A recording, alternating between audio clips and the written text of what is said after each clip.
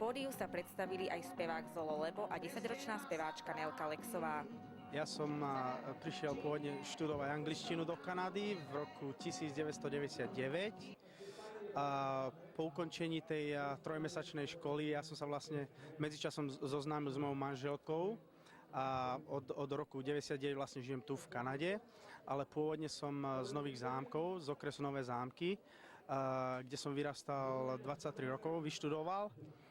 Predtým som prišiel do Kanady a teraz sa venujem spevu, hudbe, hrám na gitaru v 2-3 kapelách, mám jednu kapelu na Slovensku, jednu tu v Kanade, takže som aj spevák, ktorý spíše vlastné pesničky a v budúcnosti by som si chcel vydať aj vlastné CDčko.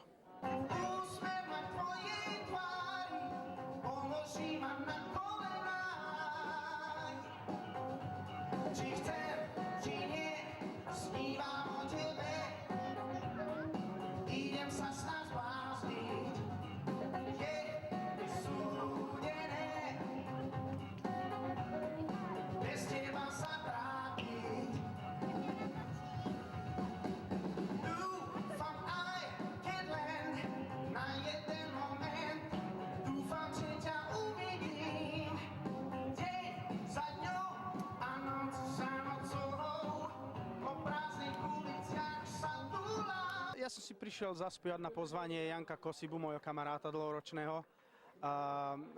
Tu na slovenský deň je mi cťou, predsa sú to len naši ľudia, i keď už toto sú väčšinou emigranti, čo vlastne sme poodchádzali zo Slovenska, ale vždy sa to tu v tej našej komunite takto postretáva sem a tam a je mi cťou, že si tu môžem vystúpiť. I've been loving you. There's so many things I wanna say to you. And nothing, baby, I would not do for you.